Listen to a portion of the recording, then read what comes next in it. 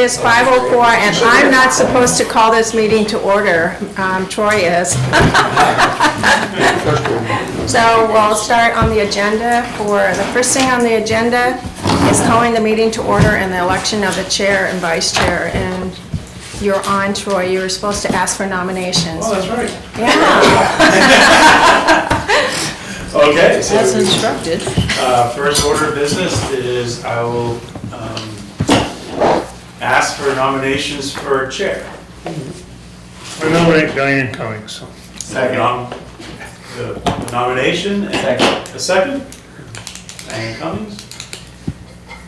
Any other nominations For the position of chair? for chair? All those in favor? Does she accept? All right. I have to, don't I? All those in favor? Aye. Okay. All those opposed? Thank you. Well, thank you, everyone. Thank you for your trust again for another budget season. The second order of business is for vice chair. Whoops. Yeah. I didn't know if I was supposed to do vice Okay, vice chair. And are there any nominations for vice chair? I'll take I them. would like Steve, to nominate Dan Stearns, if I could. is there a second? Yep. Okay. And all in favor of Dan being the vice chair again? All in favor, raise your hands. Aye. Okay. And any opposed? Dan, you're on again. And we want to thank both of you for doing a very, very good job. Thank you, thank you. So as earlier in the year, I got together with Lori and with Troy to come up with the agendas for our meetings, and the budget presentations for the following departments will occur, but I asked Troy if he could update the committee, because not all of us attended the budget or the Board of Selectmen meeting on Monday when they set the tax rate. So as Troy, if you could kind of give us a update on what happened at that meeting and maybe field a few questions.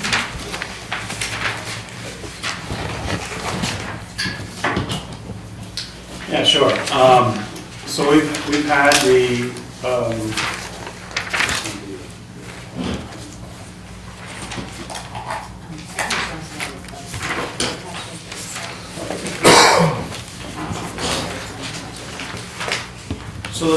so the board, we as you know, we've had some discussions about the use of the unassigned fund balance. We've had an issue with one of our largest taxpayers in the town, Moore Dam, and I think you've all been following that the pilot agreement expired in '24, and unfortunately, or fortunately, at this point in time, there is no new pilot agreement, so we revert to the assessed value of the facility, and we have to apply an equalization ratio to that, which took the value of the facility down to approximately about 60% of what the market value is. So you had an adjustment there where the pilot agreement that was in place for several years, that resulted in about $4 million of revenue, and that was actually removed as a revenue stream from the budget. And that did result in the tax effort increasing by at least that amount, along with the other amounts that were raised at your town meeting. So at the end of the day, the board had some discussions on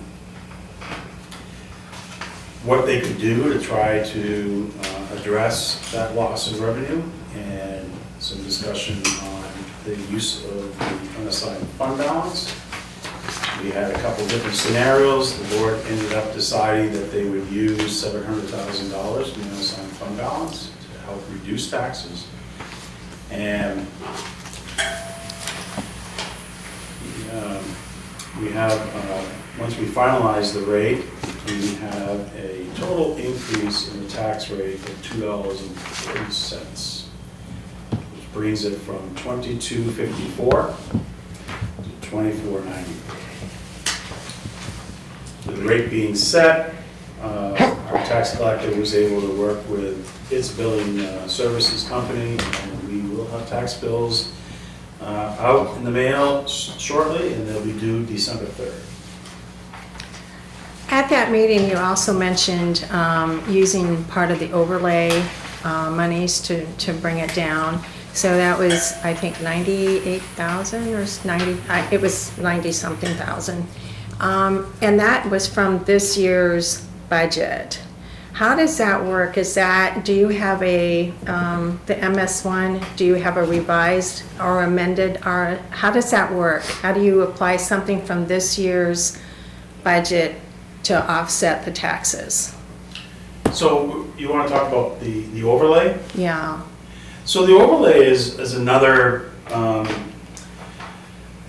function of your tax rate. And so for you, those who don't know, obviously every year when you have folks that disagree with the value of their home, and they can present information, and upon review, we may determine that their argument's correct, and we overassess the home. And that would result in an abatement of the taxes, or whatever reduction in assessed value. And then other forms of abatement can be just a correction to the tax card. I always tell everyone, make sure you review your tax card, because you could still be billed for that shed that you tore down 10 years ago. You know, there's all types of features that the data could be incorrect. So it's important to review your tax card. The assessors want you to, and if you see something that doesn't look right, you know, look at it and call us, and we'll get out there and make the correction. So we raised, what ended up being this year, we raised $200,000 to cover abatements. At this point in time of the year, we pretty much are comfortable knowing what abatements are in the process that were filed back last year, because you can't file for abatement until the last tax bill. So the bills will be coming out shortly. You can apply for that abatement after you receive the bill, and we'll process it all through 25. So again, next year, this time, we'll know exactly how many people have applied for these abatements. So was that 98,000 from the current? So when we had, I think when we had estimated back and sent the initial communication with DRA, would have been probably that we would either carry the same amount of overlay from last year, which is probably the case. Yeah, we estimated 300,000, the number when we were doing budgeting, but it's always a number that changes when you set the tax rate. So then, so it is kind of, the MS1 is finalized at this time of the year because of the second. Okay, I see Yeah, what so the overlay could be, again, you're gonna have an update year next year. The overlay that we carry it could be as much as 500,000, because we're gonna have a lot of activity. But typically, you either have knowledge of an unusual amount of activity, or if it's just kind of the norm, you know, we usually can carry the same amount of overlay every year, so that you don't have ups and downs. Right. You do need to anticipate next year that most likely we'll be raising at least $500,000. I've never experienced before using current budget to offset the tax rate or soften the tax rate, so I was just wondering how the process went. Yeah. So, Yeah, okay. so it's just, those are the two things that are set by the select board. The overlay, the amount they want to raise for overlay, and the amount they want to use from the unassigned fund balance to reduce taxes. Okay. All the other numbers are all reviewed by the DRA, they're all approved at your town meeting, and those are not, cannot be adjusted by the select board. Are there any questions? So the net of it, as far as the dam, was we lost roughly $850,000 in revenue from the dam. Yeah, I had stated some numbers. If you take a look at what we believe the tax bill will be, less the pilot that they paid last year, the difference is $534,000. Okay, But you need to understand, the two numbers are very difficult to actually compare. I don't think it's apples to apples. A pilot agreement is an agreed amount of payment, obviously in lieu of taxes. And when we put together our budget, we have all our gross appropriations, less revenues. And one of those revenue lines is the pilot agreements. So we take up everything we raised and appropriated, less our revenues, less the pilot agreements, you end up with a net amount that we need to raise. That net amount is then spread out throughout the total town valuation. And that's, how we get a rate and what people pay. Because you lost that $4 million of offsetting revenue, our net amount that we raised this year increased by at least that much. So then we spread, our net amount was like just over $9 million to be raised. You take that and now you're going to apply that to your new townwide valuation. Okay, but the dam, we currently have the dam valued at roughly $141 million. 140. That's a 60% equalized value. So at $141 million, it's going to produce roughly $3,375,000 in tax revenue. 3,524,289, that's their tax bill. So that from 4.1 million is, 534,711. sorry, how much you said? 534,711. Okay, because you're saying the Sure. tax bill is going to be how much again? 3 million? 3,524,289.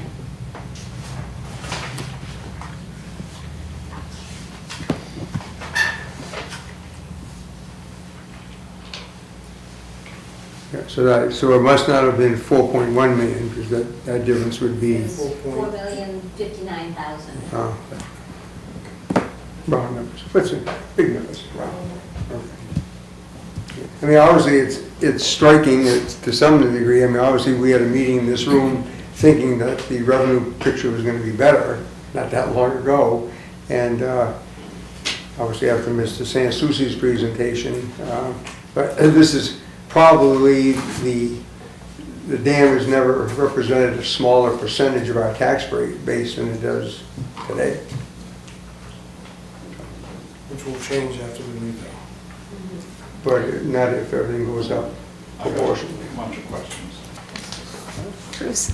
Well, my questions are, I went to this meeting with Sansucci was here, okay? And when he made these statements, he made statements that the tax revenue pertaining to it would not affect anything on the dam until next year. And if you got a tape, you go look and you find that that's what he said. So there would be no reflection on the value of the dam. It would, next year, it was gonna be lower, and that's what he said. He didn't say anything about this year, from that part. And it started out, it was at $178 million was the pilot. Okay, and that's what it was put in at. The pilot was there for 5 years. It had an attachment in here that said in here that if they put on another generator out of it, that they were gonna put in and pay another $100,000 a year. They didn't get it done until November of last year. When they did, they honored it, they paid 50% of it, which was $50,000 out of the thing on it from that part. Now we turn around and we get into this year, you're starting all over because you don't have a pilot. the town of Littleton sent a tax bill to the present owner of it from that part with big numbers. And I asked the question, where the numbers come from? Saying Susie. Okay? So he developed the numbers, the town of Littleton, the select board had to approve those things to send out the bill. Am I right? I don't know if we got the number. The number was 212792434. That's the number that was sent out, the bill on the thing as far as that part was The concerned. valuation that the first bill was based on. That's what, and so it had to come from someplace, so it came from Sam Susi according to what we got told. Now, he made that number up out of the thing on to be able to use it. So consequently, now you're into it in here, and you're coming back and you're trying to make adjustments to the thing on it. And the assessment that they dropped it by on it in here, I don't believe it's correct, because I think Sam Susi told the people in that meeting that it wouldn't affect anything until next year. That was his statement out of the thing on the soil. He should be abiding that, and we shouldn't be doing anything until you get that thing corrected pertaining to it. Now, you also, in turn, it dropped the assessed evaluation by $75,814.39, 34 cents, I guess. So it dropped the assessment on the basis of what you guys come up with on it. And I think you can't do that. He told the people in the room there would be no increase in any of the dam. He said that next year, when you went 100% in the town, that everybody was going to have a substantial increase in it because we're off by 60% or 40% or 50%, whatever it was. In here, as far as the value on regular homes, they're going to take a substantial value. Now, it doesn't mean much until you guys start to spend a lot of money. That's what can make a complete difference out of it from that point. So Bruce, do you have a question on that? I know you're sharing your observation, but I'm just, Well, my question is, I don't think that you're doing it correctly on the basis of what Sam Susi gave the number from. Where did it come from? Somebody had to get that number from him to send out the original tax bill on it. Now, Can I answer? Yeah, oh, absolutely, please. I apologize, I didn't bring the report and stuff, but it's on our website. Coming into this, kind of new at it, but being through, commercial valuations before in prior communities, I'm not sure what Sam Susi said or what you thought you heard. But the whole you got a purpose- tape on it, you go listen to it. The whole purpose of the report the town paid Mr. Sam Susi to develop was to determine what the value of the dam and the associated property was. And so we paid money to have that value determined. We haven't paid it yet. We got a bill of $25,000 from him on the assessment. So, Well, can, There's a contract for $25,000. I don't know what's the contract or not, but let's So, focus on The this. purpose of that, though, was so that we could have the value and update our valuation figures for the 2024 MS1, which is the report of all of town properties. That's what that was for. That value was paid for so we could update our MS1, which is then used to determine your tax rate for 2024. Values have not been determined yet for he 2025. set the value and the board sent out a bill. The value, well, he determined what the value was, which is most likely going to be close to the value that will be in 25, but he had to reduce it because he had applied an No, equalization. that's not, he told us he wasn't reducing that bill until next year when they went 100%. No, you wouldn't do it next year, because next year we're gonna be at 100%. We would be at 100%. Yeah, so And now the we're gonna fact is, use the that's when number. he said that the dam would take a decrease in, for the value of the dam next Do you year. want to say anything? No, I don't, if he said that, that's, That's what he said. well, I'm gonna tell you right now, that's not the way it's gonna play out. So, Value will be assessed 100% in 2025, just like all other commercial and residential properties in this town, Including the dam. including the dam, in 2025. Right. so, so the number that you use for the tax bills after the pilot expired, so we've had a July bill and we're going to have a December bill, right? So where numbers are we using for those two bills? Because that would be your first billing and your second billing, correct? Am I correct? So, you know, the I know you first, weren't here, so. I wasn't here, but I you know can it. speak We to know it, that. Paul because and I we had a lot of know. meetings concerning this, and the board was part of the meeting, so.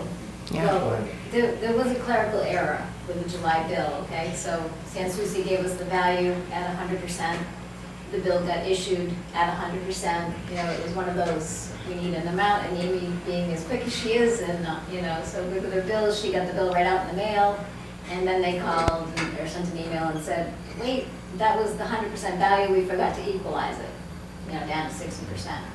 So too late, it's already been mailed, and they paid it. So the value on the July bill said the 217 million, like Bruce was just saying. So then when we got to this bill that we just did last week, the value is the equalized amount, which is 141,310,000, as Bruce said. And the amount that they owe on the second bill was adjusted. So they paid 2.25 million in July, but they only have to pay 1,002,000 right now with this bill. So together, those two amounts add up to the 3,252,000, which is the equalized value of 141 million times 2302, because that's the tax rate that they pay. They don't pay on the state education. They pay county and county school. Yes.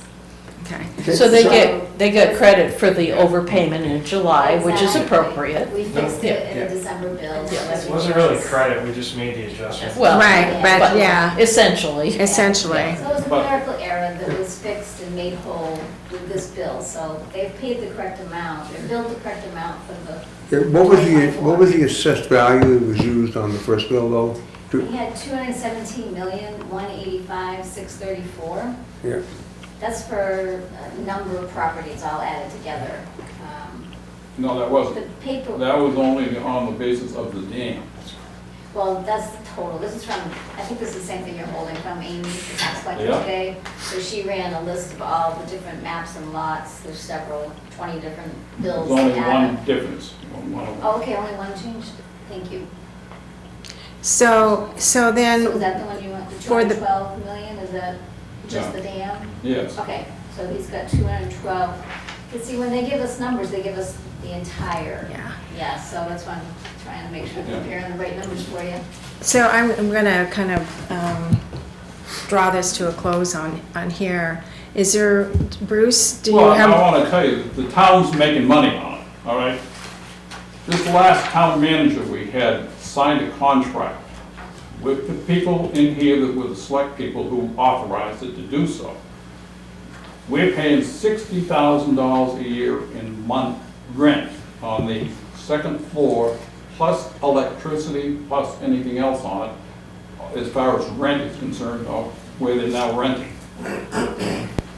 In there, it's also, there's an attachment to it that he put in here that said, one, that in the event that there's any surplus of cash out of the thing, the bank in turn is giving you 3%. So they're getting about $20,000 a month on the money that was paid in that's going to the town of Littleton. Okay? You understand that part of it? The extra that they paid. The extra that they paid is still being paid in, and the town is getting about pretty close to $20,000 a month on the amount of money that they paid in. So it's been a good thing in one part of it from that end. But the the other part that got in here is you can't borrow any money from any other bank. Well, That's an agreement that he signed up for and they went along with it. It says that they can't, they have to go through there. And I asked them the question, whether the school was in it, and Steve said it doesn't affect the school. well, I'm going to contain this because we're kind of getting off onto a different topic area, which is fascinating and interesting, but we have an agenda here that is quite lengthy. So from the Budget Committee, are there any other questions on this? And we'll move on. And we have discussion later on the agenda. So if we need to discuss more, we can. But I want to move on to the rest of the agenda so we can make it through it. Okay?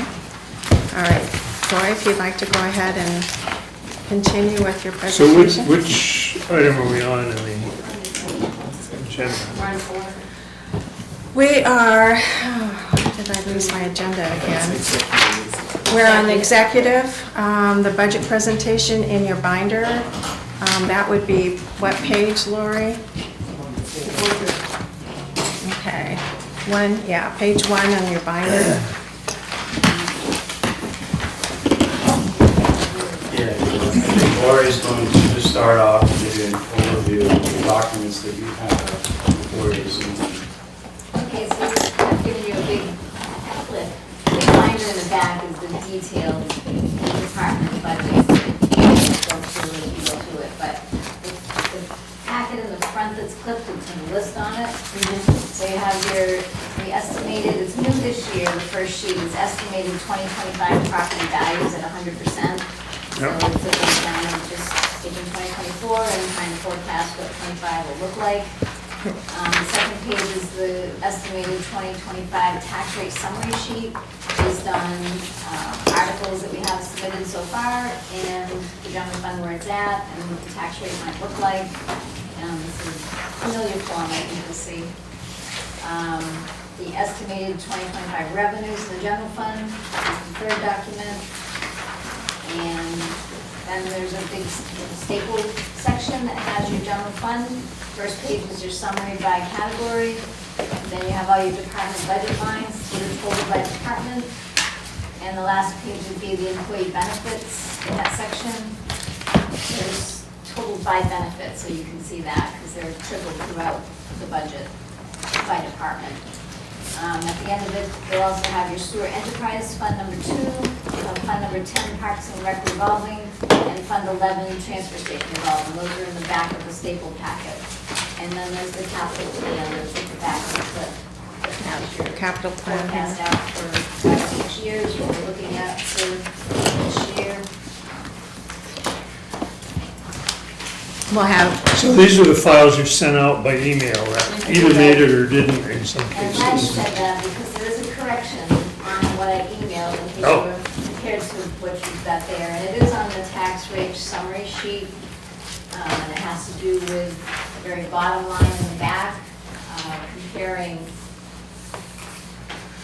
they're showing the decrease. So I've corrected it so the paper in front of you has the correct amount when you're looking at it.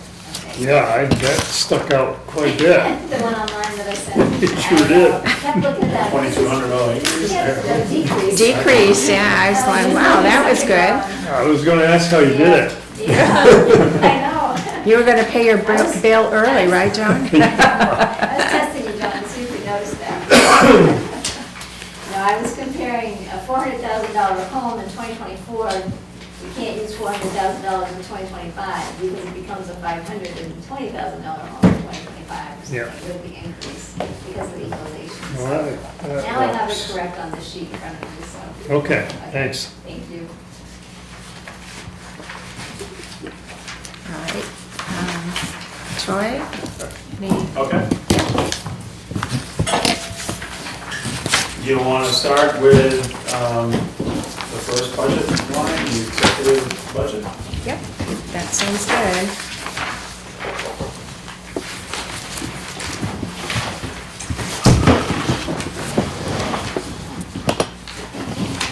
Okay, we have, the executive budget includes salaries for myself, assistant.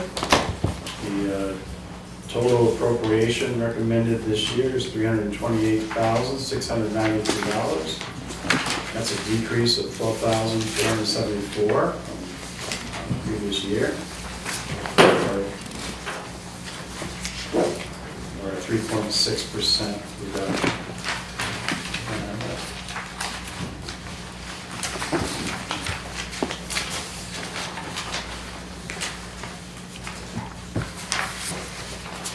Do you want us to follow in the book, or do you want us, Lori?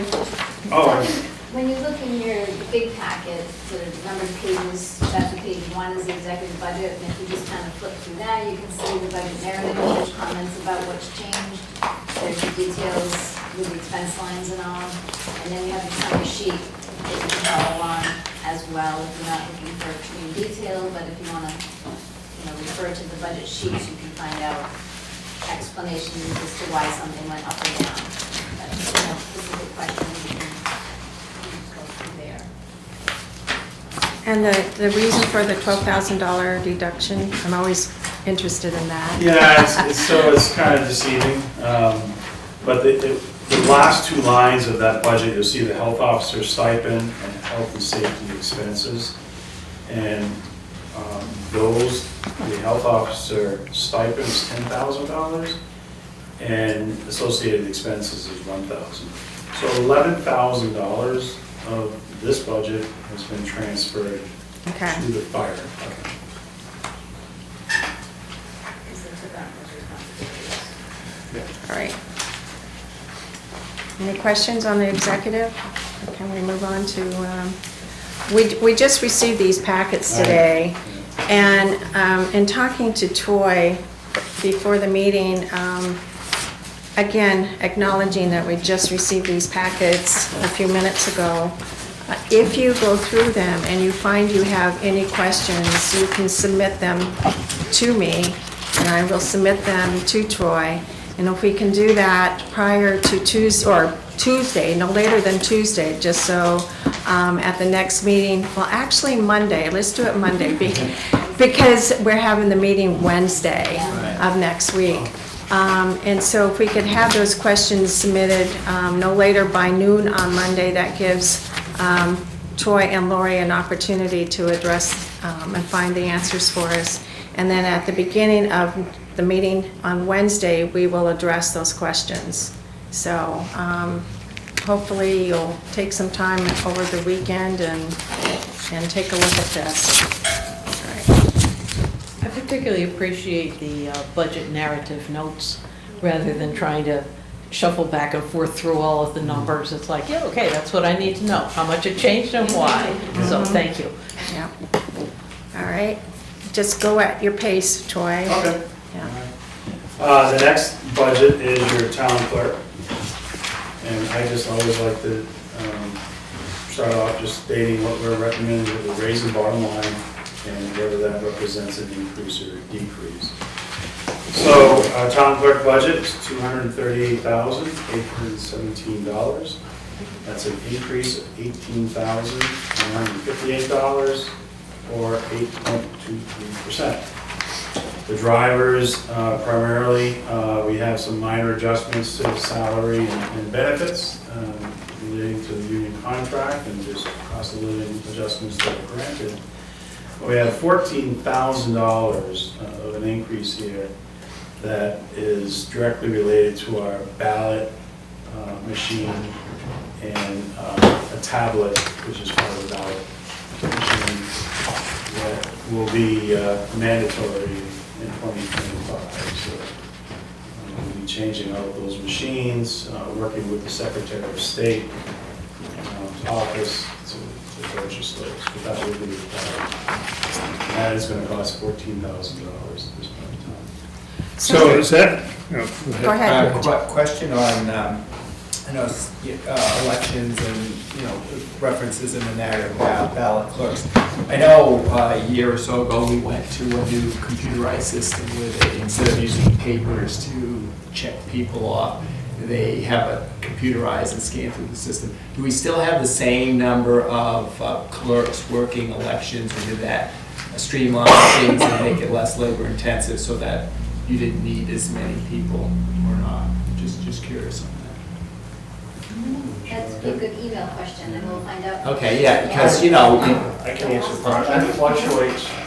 We just had a pre-election meeting, and are you talking about the people that scan the red? yeah, and actually are there on site during election? That fluctuates. I think they're gonna add an extra line this year for the general election that they normally would Right, have. because it's. Because they're anticipating more people, and then it'll go back to their normal, I think they have 2 or 3 in there, so. But they didn't, as far as when we transitioned from the manual system, the numbers are the same.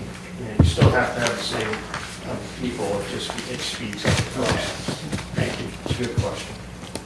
Why isn't it capital expense instead of, it's in the operating budget? 14,000? Yep. Because it's it's 2 different machines, there's 27,000 each estimate, so we try to keep capital to be one item that costs 10,000 or more, Okay, yeah. so it And actually, it's a one-time expense too, so it'll be in this year, but it'll go away next year. It won't be in the Yeah. default budget. So- Alright. I had talked to Linda earlier, and I said, is there any way, and maybe I shouldn't ask it at this time, but you just mentioned one-time expenses. So as we go through the budget, if we could note which ones are one-time expenses, and then I think it will help us each year to know how much were one-time expenses, and you can like figure that out and figure out where you're really beginning with on the budget. So if you don't mind, if you remember, if you could point out the one-time expenses. When I do the default budget, I usually have a column that shows the one-time expenses and the amounts, so I think you'll see it when I Okay, plug that column in there too. okay, but Maybe if, that'd be a good place to look when we get that time done. and plus note it here so we can note it in our journals here. Thank so, you. so Laura, if we didn't have that 14,000 in that section, rather than an 8.23% increase, we'd have a 1.9%. Yeah. Is that about right? Yeah. Yeah. There's less elections next year, so we won't have as many expenses, as more issues, so. All right. Okay. Okay. Moving on to the tax collector. We have a request of $116,911, an increase of $8,782, which represents an 8.12% increase. And as you see, the primary drivers here again are salaries, associated benefits. There is an adjustment to this position in salary. It's a non-union position. And when we took a look at that position, we're looking at comparable wages within our structure and some of the surrounding communities, and looking at the longevity that this employee has in town. So we felt that an adjustment was warranted. So we budgeted and planned for that. Also, there was an increase in this budget that we've changed the company that does the deed research and working at the registry of deeds, collecting the data that we need to update our files. And the company that we weren't satisfied with the performance that we were receiving from the prior company, so this company's on board. Costs a little bit more money, but we're much more satisfied with the quality of work that's being done. So on the longevity, the Board of Selectmen passed a longevity policy, and just to make sure, the longevity, we would apply the retirement system rates to that as well? Okay.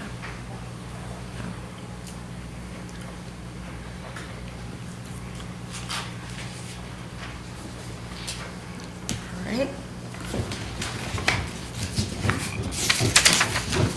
The next line is the finance department. Bottom line request, $302,723. This is an increase of $11,074. 3.8% increase. And again, mostly just the salary adjustments.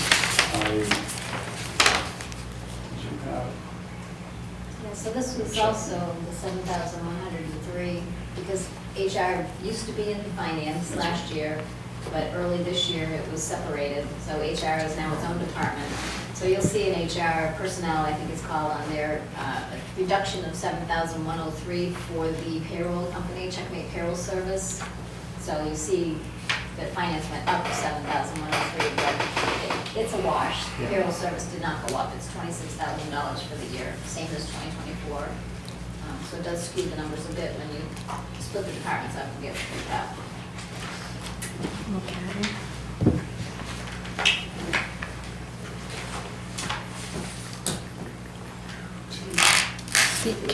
Can you talk about the audit portion of the explanation here? 33,000 for audit in 2025 is broken down.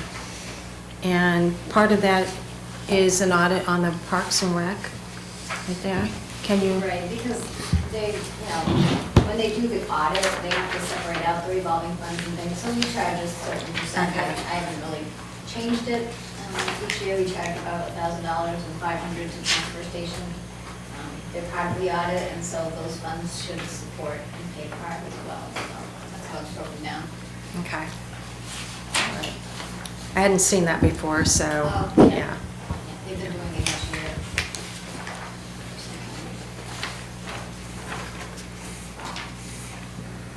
Okay. Any questions? Anybody?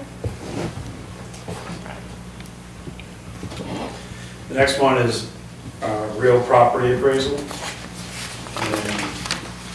I will admit that we still have work to do on this budget. We're still trying to determine what our cost will be for the update, 2025, and what role our regular assessing company will play, and a specialized assessing for the commercial and the dam. So, but I do anticipate that whatever company ends up doing the update for the town is overseeing the total evaluation, that cost will be somewhere between $80,000 to $100,000 and $110,000 is my guess of what that's going to cost.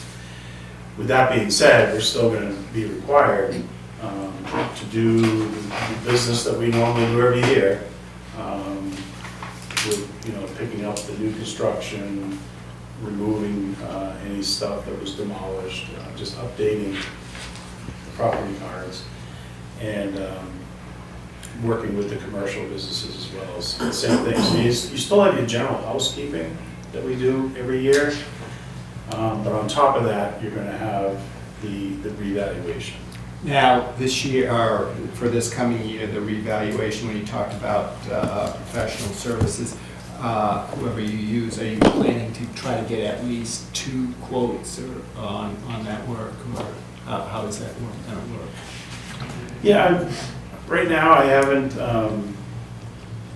really had that discussion with the board yet. How has that worked? I know you haven't been here, but how has that worked in the past? Have they? In the past, so for KRT is our current general assessment, and they typically, in the past, I want to say that they've extended a contract to them to do that work. So typically, it is the company that you have on board, and the reason you do that, they have good knowledge of the town, they've been working with it for 5 years. So there's good reasons to argue that you would remain with that company.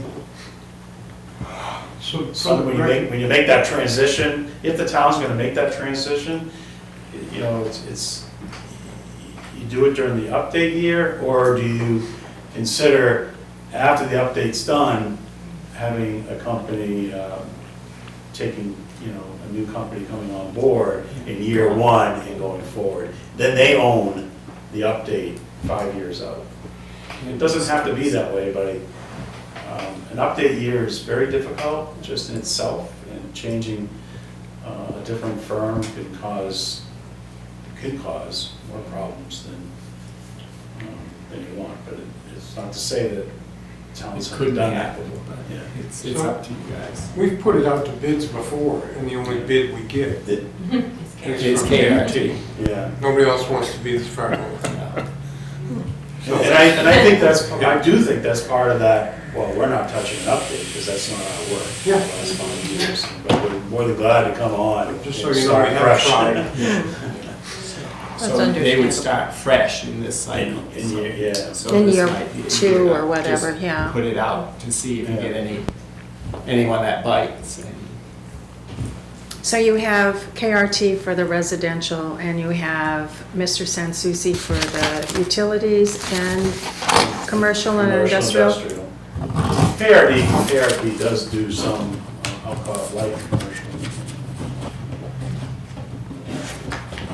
I have a call with Mr. Sansucci tomorrow to kind of understand better what he did this year and over the last 4 years, because the town had a contract with him, and to get a better understanding of what role he believes he will play in 2025, or if his work is done. I don't quite understand what he's done. So we had a lot of abatements on the commercial and industrial, so I'm hoping that we don't do that again this year. I mean, the former town manager kept remarking about the amount of abatements, and that's all we heard, Yeah, right? he We was heard a not lot satisfied. about it. And then plus the legal expenses and your time and everyone's time over the course of this. So that's why we're kind of skeptical about who we had in the past because of past performance, if you will. And so as a group, I think we kind of, and given our experience from what we heard from comments last year and in subsequent years, that perhaps we should try to, look out there to see if there's any others that might fill the bill and perhaps even do it a little more efficiently or at the same going rate. But we just weren't. We got a lot of negative feedback from the results. Yeah. One of the things that I've found out by researching this is whatever you put for a number on these places, Walmart, Home Depot, Lowe's, they have lawyers that sit there all day long. And they're not going to agree with every number you put on them. And they're going to come back and challenge you. And that's kind of the scenario that we're up against, that if they got a better lawyer and they got a, Deeper pockets Yeah. and they'll. and that's what we've been up against. And So you selectmen know I wrote you a letter, but I'm gonna repeat it again. yeah, I got it right. I think Littleton, with the dam assessment, relative to the other dams on the Connecticut River system, and relative to our Vermont neighbors who have 20% of it, we haven't fared as well. Now, I'm not saying we want to punish the utility. We don't want to do that, but we want fairness. And I'm not sure that we've gotten it with Sansucci. And I think he needs to know that we're aware that the whole system sold for, was it $2.1 trillion? And the biggest dam now, the biggest producer on this with the added generator is Moore Dam. The biggest lake on the thing is, I think the most volume of water, I think, is ours too, Moore Dam. And we're, according to the town line map with Waterford across the river, I think we're about 80% of it. I might be off a few percentage-wise. But it seems like when you compare to how Lebanon did, or how the Comerford Dam did with Monroe and all that, it seems like we're not quite measuring up to what we ought to be. So I had asked that who's ever negotiating with our assessors, make that point very, very, very clear. So I don't think we've been treated exactly right. Go ahead. So with John's comments, that kind of ties into what You're saying we're undervalued. You're saying we're getting abatements because we're overvalued. And what Roger is trying to say is saying that, I'm not arguing with your point, but when we do value the individuals with the most money at what they should be valued at, I think what the previous manager and the board did was determine cut our losses, because we probably would have lost more in fighting the abatement where we feel we truly should have been at what expense to the taxes and the tax rate. So they made a tactical decision. They said, we just can't keep fighting these deep pockets. But I agree with what you're saying as well. But just keep in mind that just because there are a number of abatements, it doesn't necessarily mean that the company that's doing the abatements is inaccurate. Yeah, in the end, we need a defensible assessment. Correct. But it may cost money. Even if we get one and put it in there, it's gonna be argued. Sure will. Yeah. I expect that. Yeah, you gotta expect that. Yeah. And whether it's high or low with the dam, Yeah. it's gonna be fun. But Sanssouci also assesses Monroe, the Cumberford Dam. He does them all. Yeah. There's, I forget, Wilder. I think Wilder's different, Wilder's different. which is down in Lebanon. That's a different one. Right, Diane? Right, and I know, I've called them all. So, just so you know, that whole system, I've said it before, is managed as one system. And so it's based on the water flow all the way from basically the Canadian border all the way down through each dam. And depending on the weather and different years, Art can tell you this better than I can. They decide, and I think it's Holyoke, but I'm not sure. They decide how much water goes through each dam on a given day or a given week. And then they also look at the weather. And the whole system is managed as a whole to maximize the amount of water that can go through each dam. Because that's how they can maximize their revenue and returns for the electricity generated. Holyoke actually owns that dam. I thought Yeah. it was great, I thought it was Great River, but Holyoke actually owns that dam. So, any other comments on this? Troy, anybody? Okay. So, any more on the real property appraisal that you want to point out before we move on?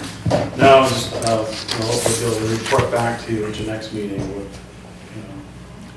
if there's reductions here, or, I know there's gonna be an increase, because we don't have a value here for the update.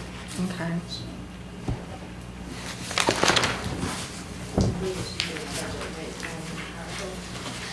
Yeah, I mean, and Lori and I were talking about, well, maybe we should have a warrant article, because it is a one-time expense. It's a large cost if it ends up being $100,000. But the risk you run is if voters say no to it, what do you do? We're not doing any update next year, so we can't put ourselves in a position of no means no. But it's a discussion that we do have a revaluation capital reserve fund, correct? But we stopped funding it.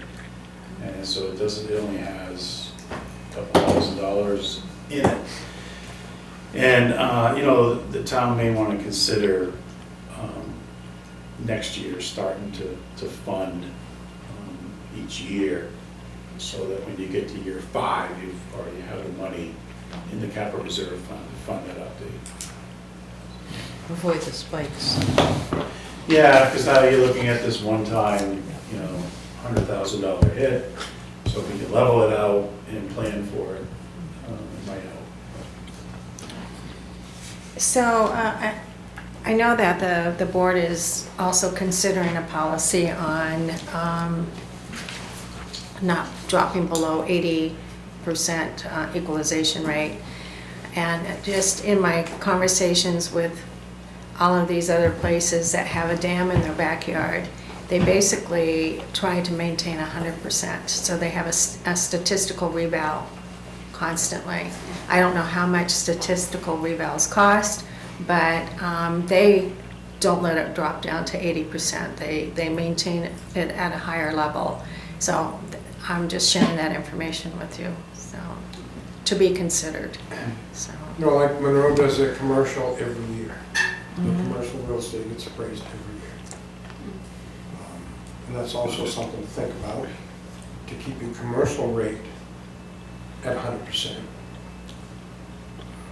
Then you still have to adjust that by the state's percent to value letter that they send you, right?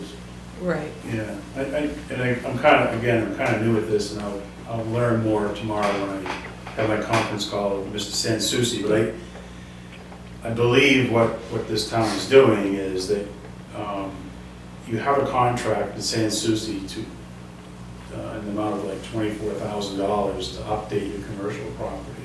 So he does, I don't know if he does all of it or if he does a percentage of it, but he's constantly every year updating. And, but then again, like you say, it's, even though the values are, and the data is corrected, the equalization rate's gonna be applied. Right, so according to Michael Pelletier, who's the assessor for Lebanon, and he works for MRI, he says basically that the equalization rate is based on the residential, because you have more sales, you can, you can assess that better. Right. And so even when, perhaps, I guess I'm understanding that if we did the commercial every year, the equalization rate, no matter, you'd have to have a statistical reval on the residential in order to sustain the 100%, the reval for the commercial. So you have to align those two together. What you're saying Diane, is that most of the percent to value letter, if you would, that the state presents us with each year, most of that is generated off of retail, personal property sales, because that's where the activity is. So whether it's right or wrong, whatever that percentage is gets applied to everything else. Excuse me. Okay, want to move on to legal? Everyone ready?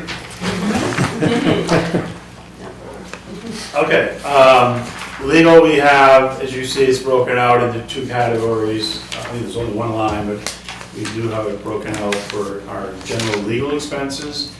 And we budgeted $100,000 for that this year. I have taken a look at our expenditure rate year to date. I thought that could be adjusted downward. And our collective bargaining, I've maintained that the same amount. So we ended up having a $25,000 reduction. Bottom line of $130,000 recommended to be raised. It's a reduction of $25,000, and which represents a 16% decrease. We don't have any collective bargaining that coming up this year, do we? We have, I believe we have For two- 2025? We have two contracts to Okay. be negotiating this summer. And those two are, Police, Police and I think it's DPW, police and DPW. Okay. DPW, we did those all last year. Last year we did 4. Those are 3-year. The police and the DPW were 3-year, Yeah, so they're gonna run out 2026, I think they renew. So we start doing it in 2025. They staggered them just so we wouldn't have them all in the same, yeah. And then fire is a 4-year. right. And the new support staff is a 3-year. They just started this year, so they'll come together. Okay. I think you negotiated them the same year, but then they decided to stagger them. They staggered them. Just so we wouldn't have 4 the next time. Right. All right.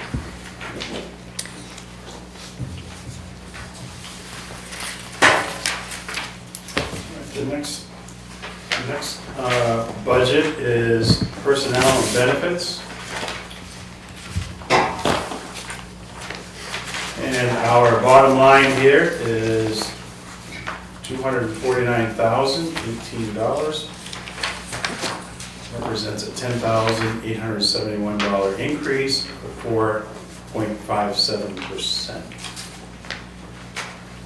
And we have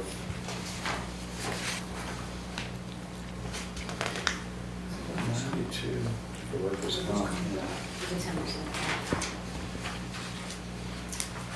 Just go back to my other page.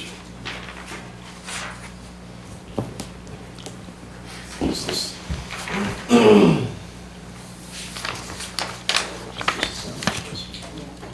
So it's the normal salary adjustment that we've had, granted, and as Lori pointed out, under workers' compensation, we had a 10% increase of $9,208. And is that from a rate change or from a modification change, or both?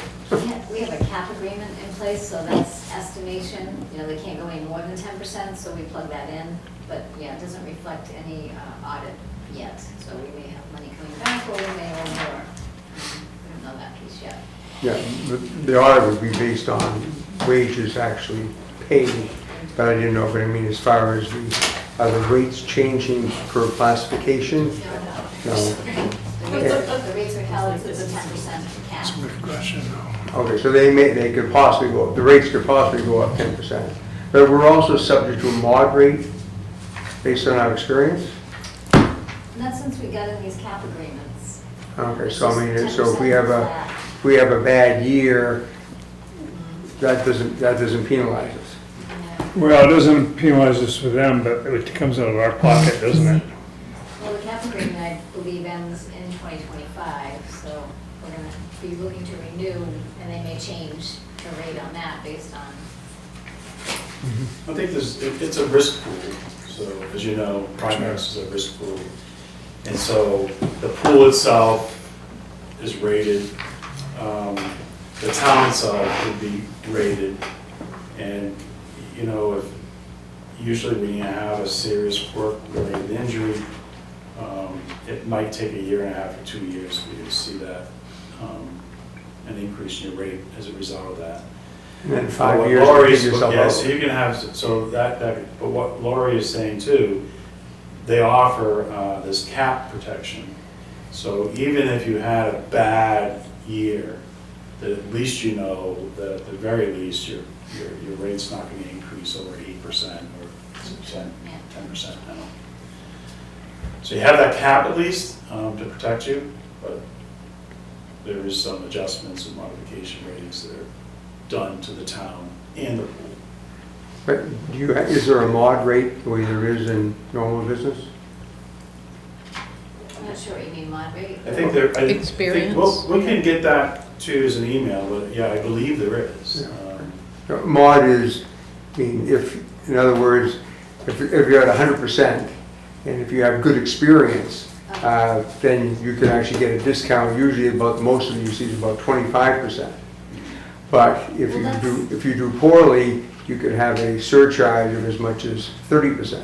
Well, that's why they offered us the cap agreements, because we were good, you know, so they offered us this for 3 years. So maybe that's their mod Yeah. agreement you're talking about.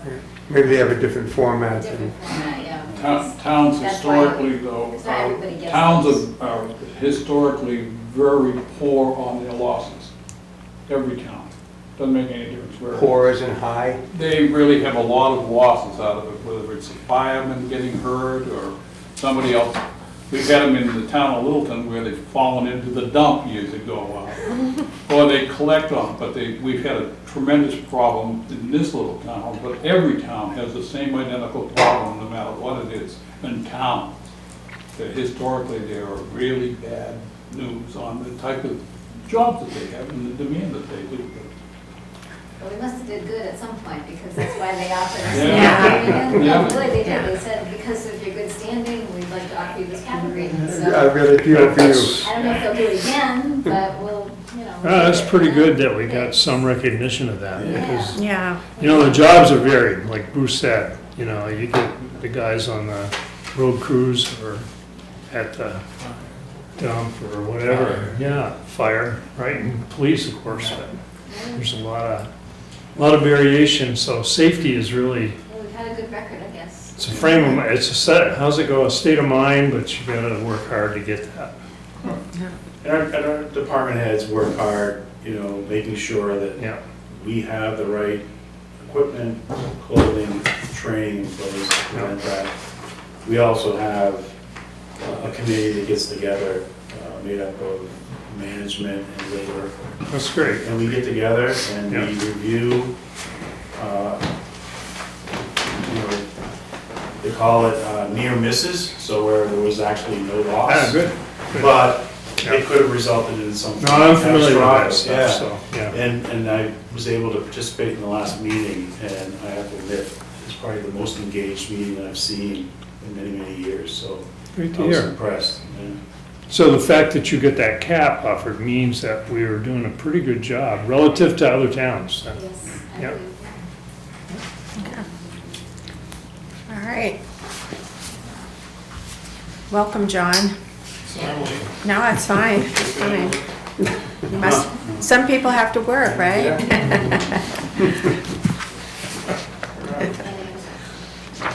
Time zone, okay.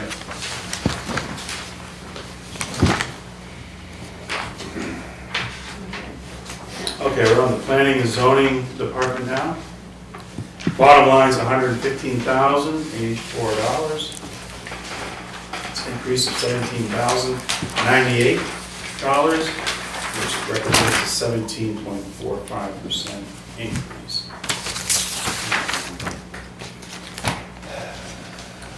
I think you're seeing here, your large increase is directly related to wages.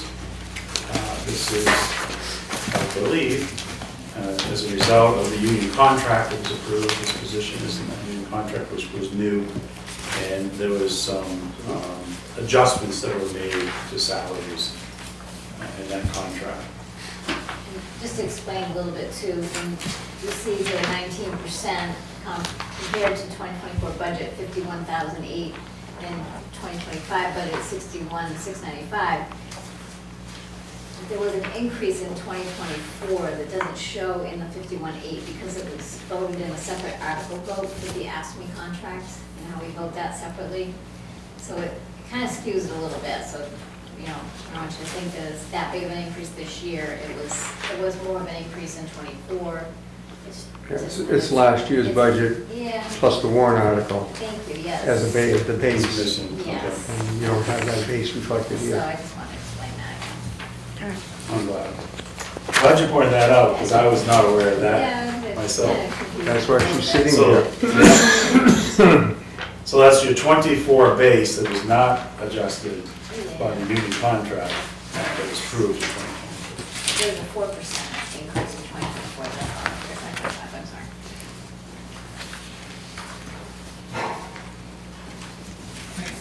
Thought that the wages were put off into their own account across the board. So if that's, and I'm trying to catch up here, so I apologize, Yeah, no, but you're fine. didn't we pull out all the wages and benefits and whatnot into its own account? So then it wouldn't hit each department's budget?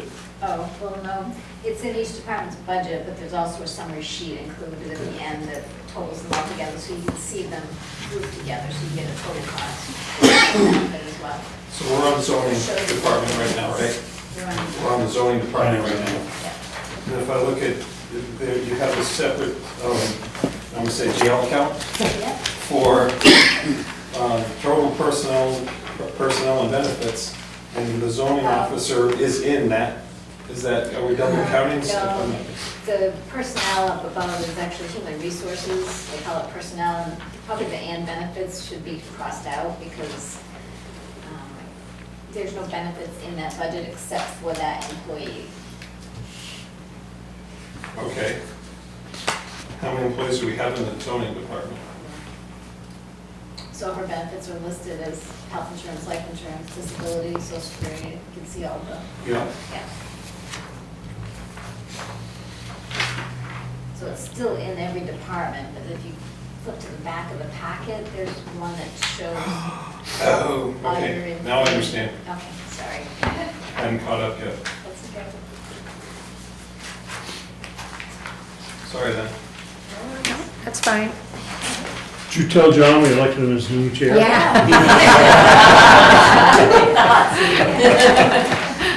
Question on page 31. It said earlier in the budget that the health officer stipend was going to be combined with the zoning officer stipend and moved to the fire department.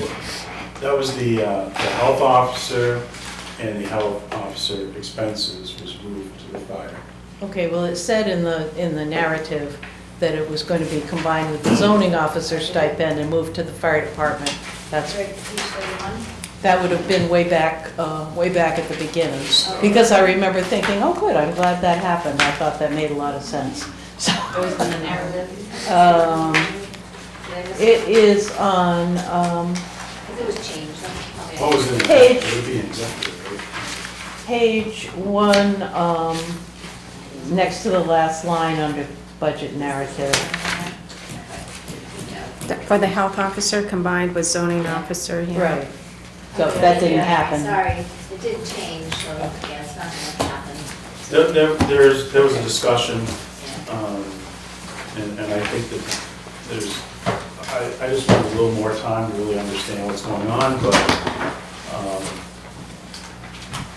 there was some discussion, the fire chief wanted, he's currently acting as health officer, the zoning enforcement officer. He splits the health officer with his captain, I believe, or another employee in the department. So there was some discussion about trying to take all of these functions and create a position that would do it all. And, free up some time where our chief should be really dedicating himself to the firefighting. Exactly. Department. But I just felt that this year was there might be a discussion you'll hear next year. Okay. No, I just remember it was discussed last fall. I thought it made a lot of sense, and then it Okay. just mysteriously disappeared. So Yeah. when I saw it there, I said, oh, good, it happened, but it didn't. Wasn't Thank part- you. Thank you for pointing that out. Thank you. Yes. Wasn't that part of that discussion too, is there some potential conflict of interest involved there in terms of function? Something was mentioned. Yeah, in terms of, the same person ruling on, Oh, well, there shouldn't be because it's very common throughout the state that the building inspector is the code enforcement officer and health officer. And then in the bigger towns and cities, you'll see that just due to the fact of life and safety issues in general, some of these smaller building departments are being brought in underneath the fire department. And the whole purpose is making sure that there's consistency in enforcing building codes, life and safety codes, and health codes. And it makes it easier for people pulling building permits or having inspections. You're dealing with one department, one person, instead of going to 3 different departments. Because sometimes it could be a health officer, a zoning administrator, and a fire inspector. You as a homeowner or business owner have to go to 3 different departments. So I don't think there's a conflict of interest. There could be a perceived one, I guess. well, I think the discussion last year had to do with if you didn't agree or didn't accept, Yeah. it was hard to appeal it to the other person if the other person is the same person. Yeah. Yeah. There's a lot of interpretation arguments that go back and forth. Yeah. Right now, it's still under the fire department, but you're going to consider more input and thought on that? Okay. What teeth does the health officer have, by the way, in terms of? They have, the health officers have a lot. They've Really? Yeah, they have state law, so, they're responsible for inspecting, for example, if you want to be a foster parent. Okay, that's it, okay, I So there's some- understand that. No, I know, there's things like that where the health officer is the only person that can sign off. I think there's some other things with restaurants. Well, I Daycare, got know. a specific thing in my The head. least appreciated job during COVID. Oh, yeah. They have to enforce all the governor, the health officer would have to enforce all the governor's orders, Yeah. the emergency orders, and it was not fun. Art? So whoever that person is, that's gonna be the health officer and the code, they have to be well-versed in OSHA, building codes, health and safety, and, you know, foster children and everything else. I mean, that's quite a broad range of somebody to have all that wrapped into one person. Well, in this Right, town, and we, be trained and licensed and, you know, in the responsibility that goes on their back. it is, but in this town, you don't have a building code. So I said building inspection, but you really have life and safety, zoning, and health. So you're not doing that building inspection where you're out there looking at the foundation before you backfill, and then you're doing a rough framing, you know, before you sheet rock, you're doing the pre-installation, and all those steps involved. But there are state codes for all those things. There are. So if But we don't- your house burns down and you have a problem, now there's issues, right? Well, Yeah, we don't enforce them, though. We enforce the state. the fire marshal's office does, and if we suspect anything, we notify them, especially with building code violations. But the fire chief has a vast amount of, as a paramedic, medical information. And as far as code and building code, again, firefighters possess a lot of that information because of what they do by trade. You know, they have to know structural design and stuff like that. So there is some synergy there. No, I'm just saying that there's a lot to be, that one person, whoever's doing it, they have to be well versed in everything. Yes. And walk on water. Well, be Close. good at their job, right? Yeah. Be effective at their job. You All right. want someone that's well trained. So more on that later then, with the combination, okay. Okay, so we had just finished up planning and zoning. And we are now looking at the town office's budget.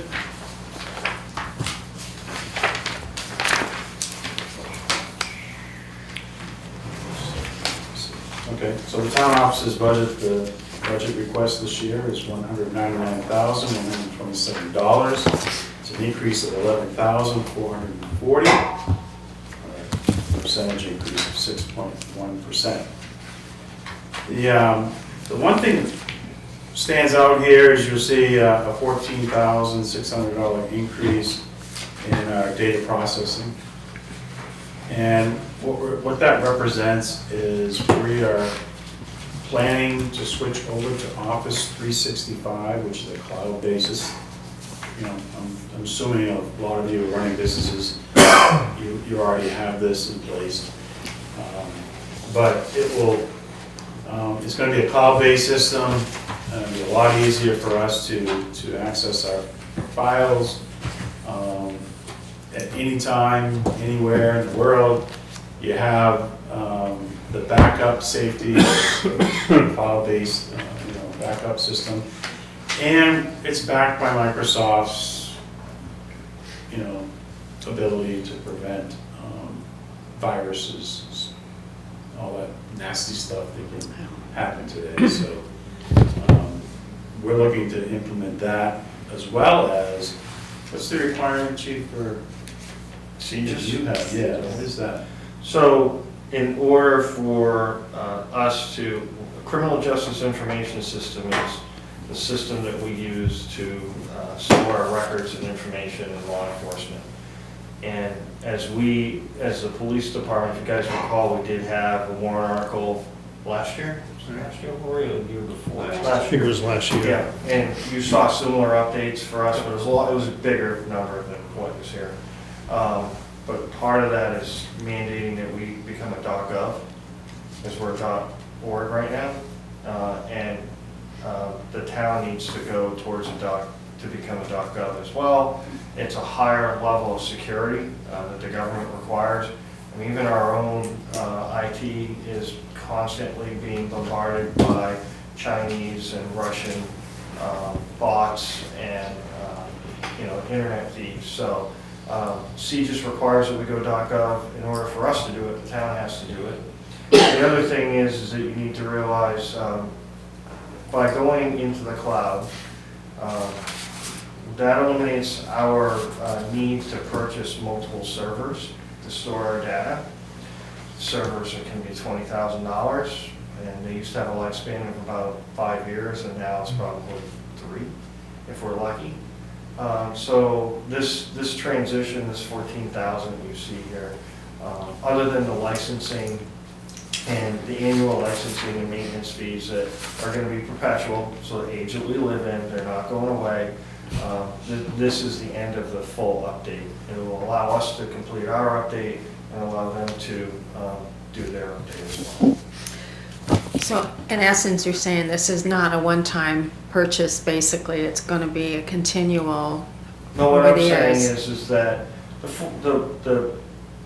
14,000 represents an increase in their line because of some of the additional things that they have to do to get to Office 365 and the .gov. But that doesn't mean that the 86,000 goes away, because Right, every year we have to pay in, monthlies and annual licensing and updates, and that's still part of that cost. no. It's just the reality of the world that we live in today. Mhm. So the safety of that .gov versus .org. It's That- a lot better, yes. So, Nothing's perfect. yeah, oh, I understand that, and believe me, I know, Yeah, I know. Yeah. But the .gov, is it that you're required locally here to take certain steps in how you manage the software to get the .gov certification? Is that how it For the works? police department, yes. For our Okay. CGIS requirements, there are a lot of steps that we have to Yeah. undertake to achieve our CGIS certification. Okay. It's also recommended by our property liability insurance company as well. They're out there pushing right now, every community in the school Sure. to turn to the .gov. Okay. It wouldn't surprise me that one day they draw a line in the sand and say by whatever date, you're gonna need to be .gov Yeah. because of the Till the activity. hackers figure that one out. And the activities, when we go to the trainings and listen to what's going on, Yeah. you thought towns and cities were immune to this. Oh, no, they're We are fat not. pickings. Absolutely. Well, municipal systems are wide open for attacks, Yeah. when you think about it. You're absolutely, ask Keen, they lost a lot of money.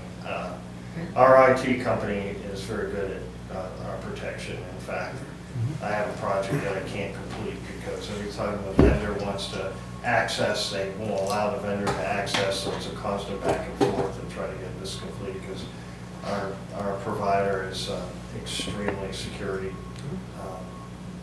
They focus 100% on security. If I could just add one thing, you're keeping track of one-time costs, and inside of this, there is a $12,500 one-time cost for labor for the upgrade. And so according to Kylie at SNS and what the quote she gave, she said that the 2026 budget amount for SNS will go down to $12,500 because of the one-time cost for the upgrade. And there may be other savings in 2026 as well due to the upgrade and changes to the system licenses. So the overall cost may go down in 2026 as well. Okay. But at least count on $12,500 being a one-time cost. Okay, great. In this budget. But I would, as just a precursor for next year, I shouldn't be jumping ahead that far, but, you had a warrant article last year asking for $10,000 for computers.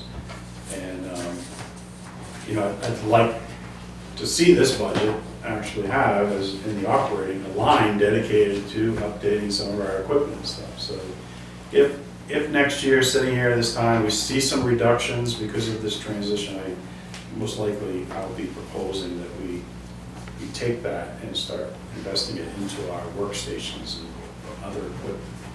So this, technology is a cost that, it's there, as the chief said, it's not going away. We cannot exist without it, and we need to stay up to date on it. And to do all of that, it costs money. I'm gonna go to John first, and then I'll go to you, Bruce. I thought, so last year we saw a jump of about $30,000 because it went from 41 to 72. And I want to say, I think I remember hearing that it was because we're cutting over to cloud-based computing. Is this, what happened to that, am I remembering correctly, is my first question. And my second question is, what happened to that extra 32,000? Did it get pushed off again because we didn't get it done this year, so we have to push it in next year's budget? Or, and then did it become a $40,000 cost instead of a $30,000 cost? If I look back, 2023's budget for data processing was 41, then budget for 24 was 72, and I believe we had this very similar conversation last year. And then, so here we are asking, and the request is for 14,000 more. You're saying that's what it's going to be. I can accept that, but I got to push back on it at least a little bit to find out. You know, this is double what it was just 2 years ago. So, Do you want to follow up on that with us at next meeting, Laurie, if you don't have the answer right now? Yeah. Yeah, let's just go back and double check and see. And we'll do a follow-up. Bruce?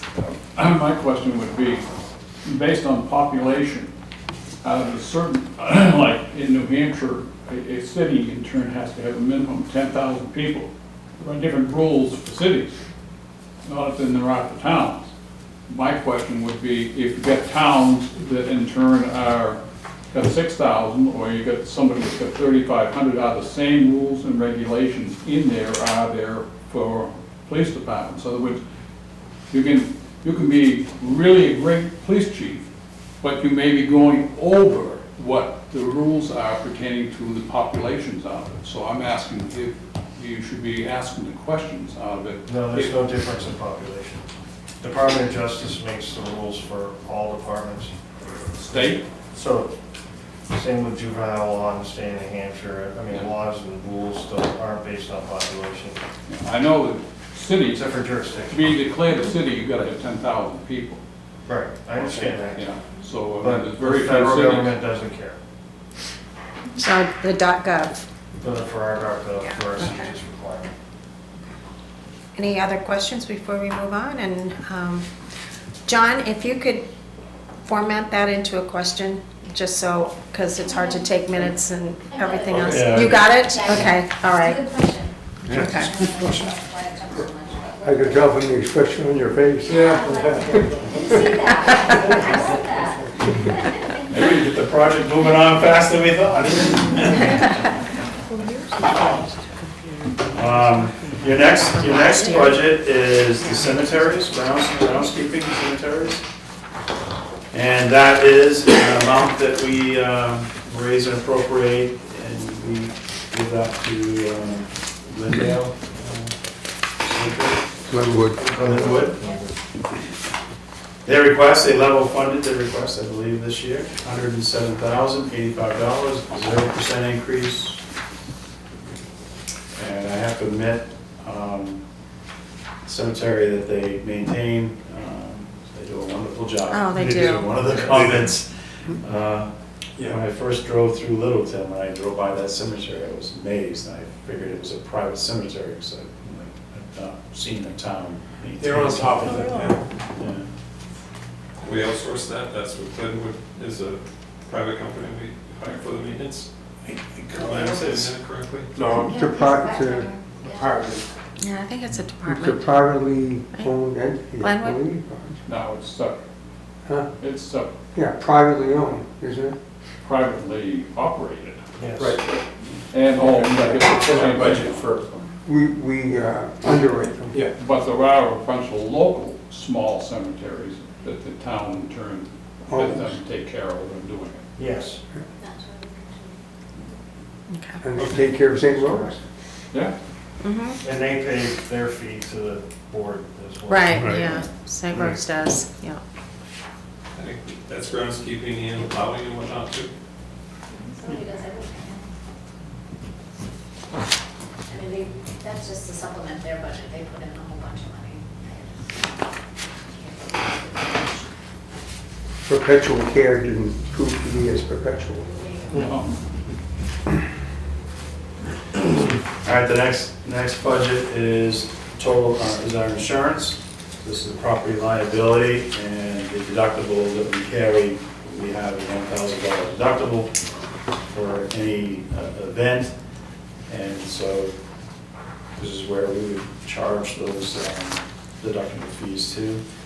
The bottom line for insurance is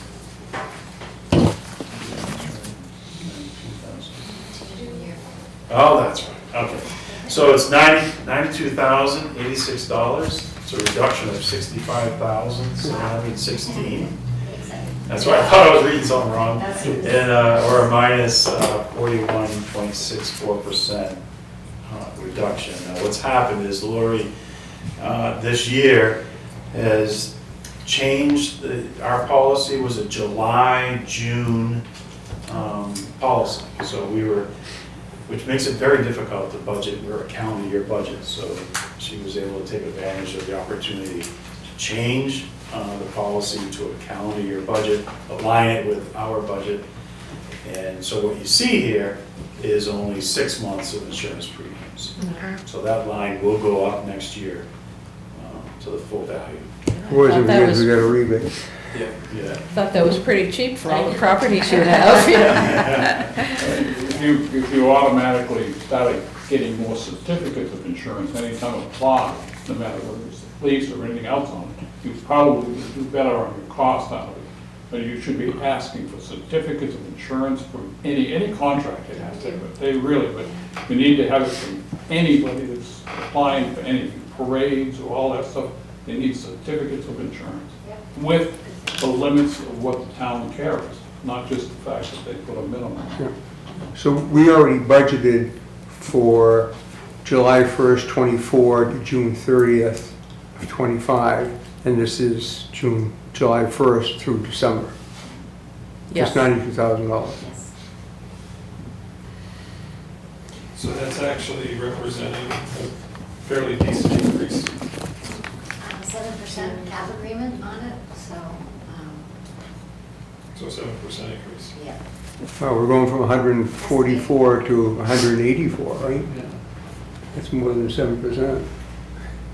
So 194 is the maximum for 2025 with the 7% cap agreement. But then we get a 53.3% credit for paying in 2024 for January to June 2025. And then we charge other amounts to the sewer fund, the park and rec revolving fund, transfer station revolving fund, library pays a little bit, and Franconia revolving fund pays a little bit. So we budget $87,086 in the general fund. Right, but still, for the previous 12 months, we budgeted, the gross amount budgeted was $144,000. That was 23. Well, that was 23-24, right? Well, 20. Or 20, no, sorry, that's 24-25. yeah, Let me back up here, sorry. The 157,802 is 24-25. Right. Yeah. Because it's July to Yeah. June, Yeah. so the 6 months of that was already paid for. I'm just saying that if this 87,000 is for only 6 months worth, Yeah, then what looks like a 43% decrease is more like I'm gonna say 10% increase, but It's an increase. yes, no, I guess it's closer to 7, because 10% would be 15,000. Yeah. Okay.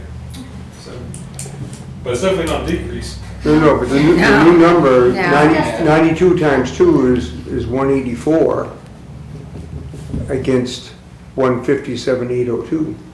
I'm thinking it's not fair to double the deductible though, because the deductible is not gonna double. So I'm doubling at 187, so now we're up to 174.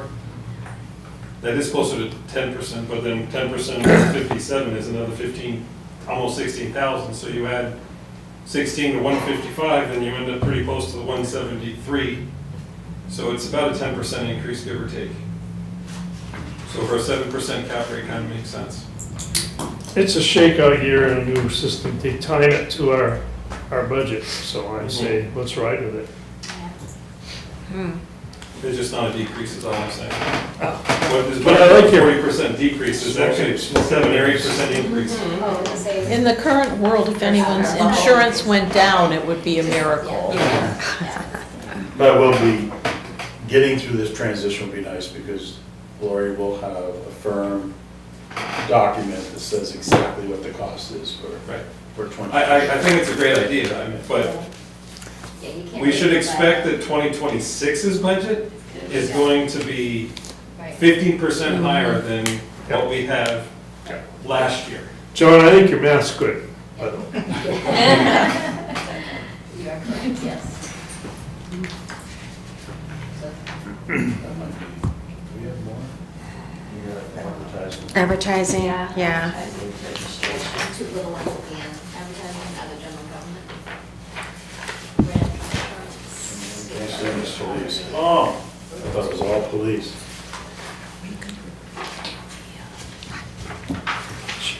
All right, so total advertising, registration I think it helps. is budget recommended $39,296, representing a decrease of $1,704 or 16% decrease.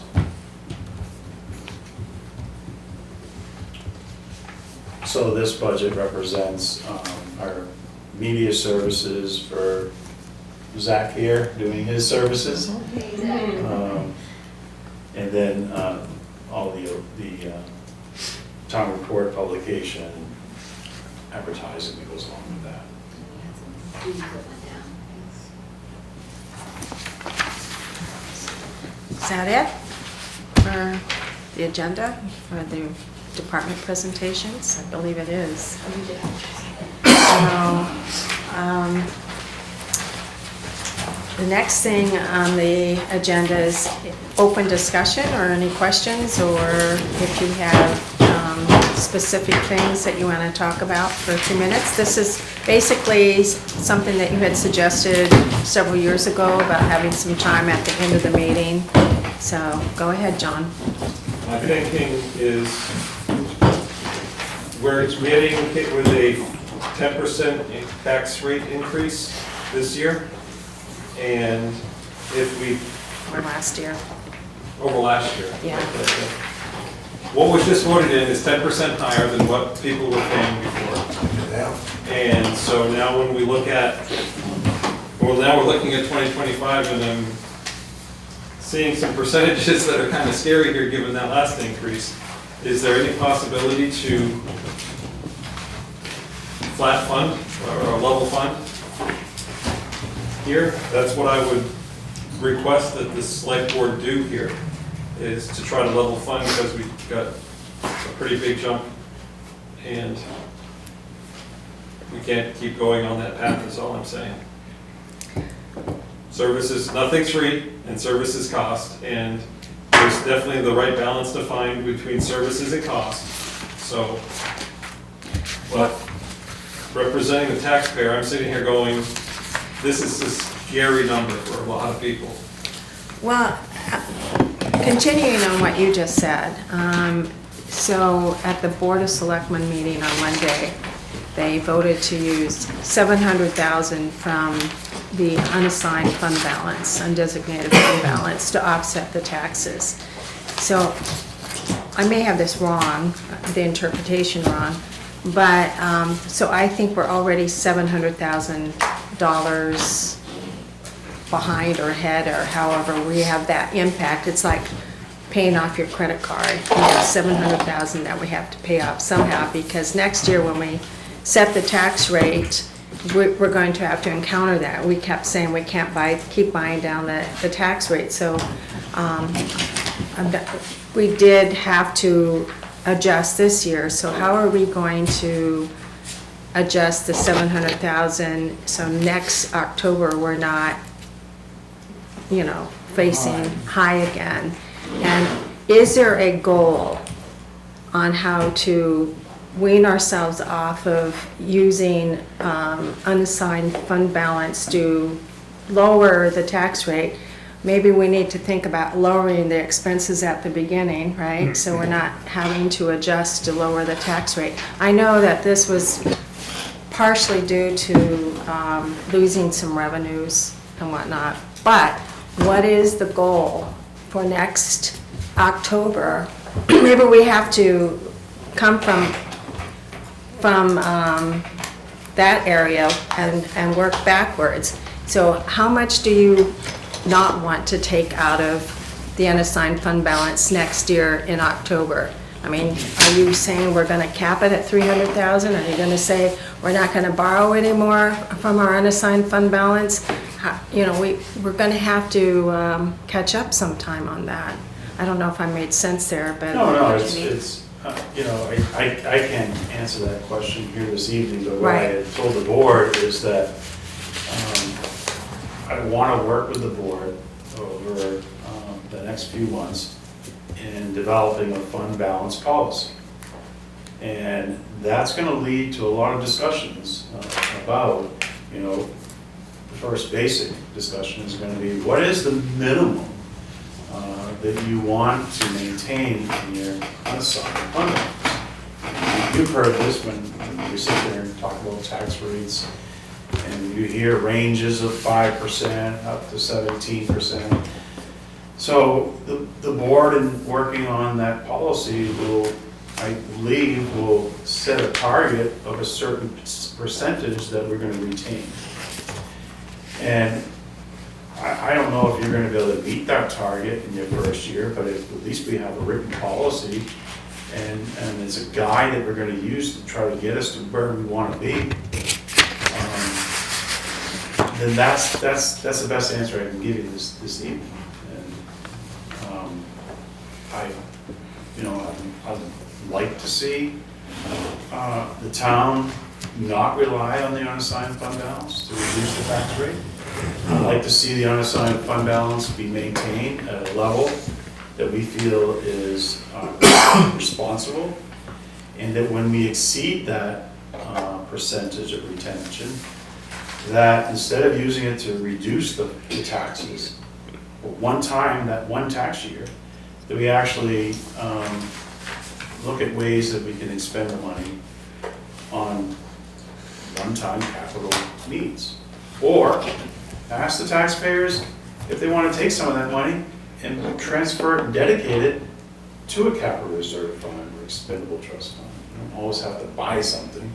You can take it, it's unassigned, and send it and dedicate it to a certain fund to be used in the future, for a fire truck or police cruiser. And that's all in the fund balance policy that, you know. We've done that for years though, in the past. Yeah. Yeah, I mean, you've been doing it. But, you know, I have also seen the history of the use of the fund balance to reduce taxes, and it's not consistent, you know, it's low and then it's high. It's a word, a good word. Yeah. John? Change is hard for people. They'll notice if we were to increase the tax, or we've done a great job of holding the tax rate pretty low. It's like last year was the same tax rate as it was in 2021 or something along those lines. So this big jump that's happening this year, they're going to remember when they're voting next year. And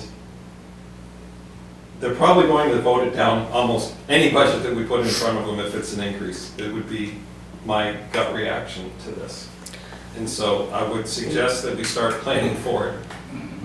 And if worst cases, we can start holding our taxes, and because it's going to affect the property owners first, and some of them may forget, but the people that are paying rent, that those costs that the landlords are having are going to take some time to bleed through to the renters. So the rent increase that most people are going to feel is going to be fairly recent come March, because what the bill that's coming out in December is going to take, I don't know, maybe 2 months to bleed out to the renters, but anyone that rents in the town is also going to be going. Even the homeowners, because if their taxes are in escrow, it will affect them till April. correct? Oh, it's true, yeah. Well, I think last year, at the very end of the year, we were starting to realize that we couldn't keep buying down the tax rate. We had expressed that at our meetings. You can't keep buying down the tax rate because you're digging a hole for next year. And I think last year, when we looked at the final number that was proposed for the budget, it was like a $2.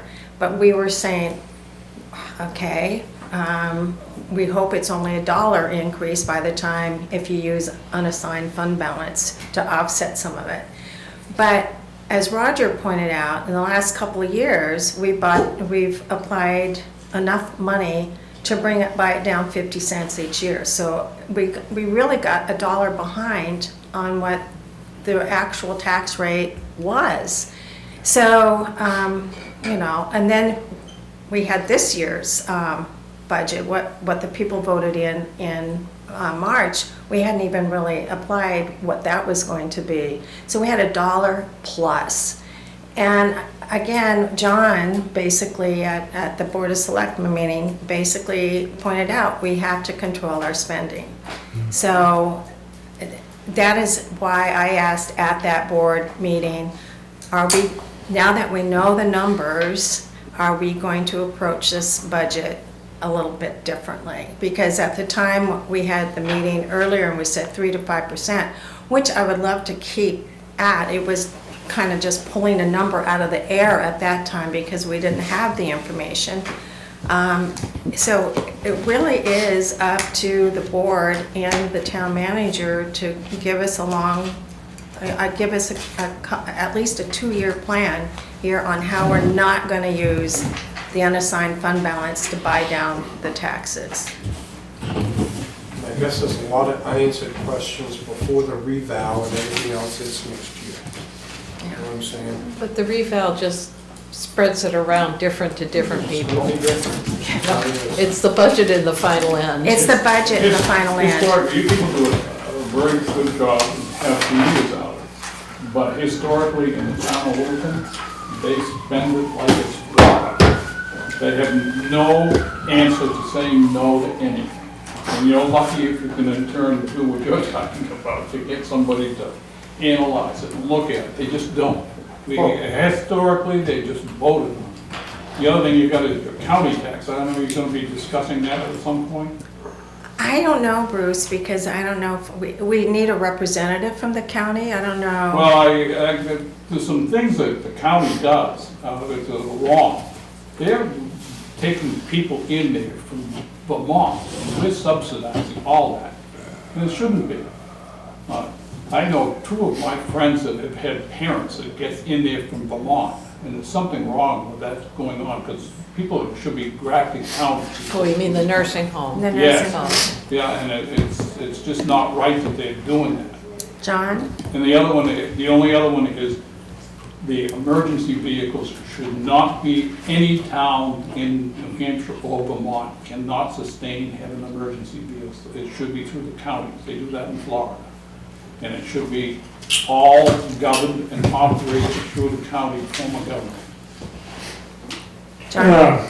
Yeah, so really fundamentally, our taxes are in proportion to our spending. We say budget, but it's really our spending. Right. And you've got warrant articles that pile on to this whole problem. And they come in every year and everybody, has a soft heart and a tear or two for their particular budget and it gets passed. But these things are adding up. I think what we need to be concerned about for the future of Littleton is that we need to be competitive. And to be competitive, we can't be overly expensive. So homeowners are starting to, I'm getting an earful right now. They're starting to say, how can we afford to stay in Littleton if this keeps going at this rate that we've had? And what that's going to do is eventually say to people, guess I better be in a different town. But there's you can't separate one part of our spending from the rest of the effects that happen too. So we've got to make it all work together. I think Troy, you're trying to approach it in a way that makes, see if we can get there through fund balance policy. Great idea. I think we've got to think along those lines and find other ways as well. But when the rate of inflation, I know it's been high in the past, but it's apparently this year is running, I don't know, it depends who you talk to, but 3%, let's say. And I think most of the factories around are giving 3 or 4% raises. How can we afford to do more than the people who actually pay the bill and pay the freight? And that's what we got to get down to. John? I thought you raised your hand, No. yeah, so, okay. Yeah, it's difficult, you know. I think all of us here are always trying to provide the best services that we can possibly provide, but we also, I've always said, we try to move the town forward, but we can't break the taxpayer. And there's that balance, and I think we're all in it to find that balance. So there's no complaints about everyone. Better, the discussion is helpful for us to hear each other and what our thoughts are on that. So, well, I just want to remind you that next week's meeting is on a Wednesday. You'll send out a reminder. I know. And it'll be the Public Works, Highway and Streets, Street Lighting, and Wastewater Treatment Plan. So, and any questions that you submit to me by Monday, sometime on Monday, and I'll get those off to Troy and Lori. But thank you, everyone. Do I have a motion to adjourn? So moved. Second? Second. Okay. All in favor? Aye. Thank you.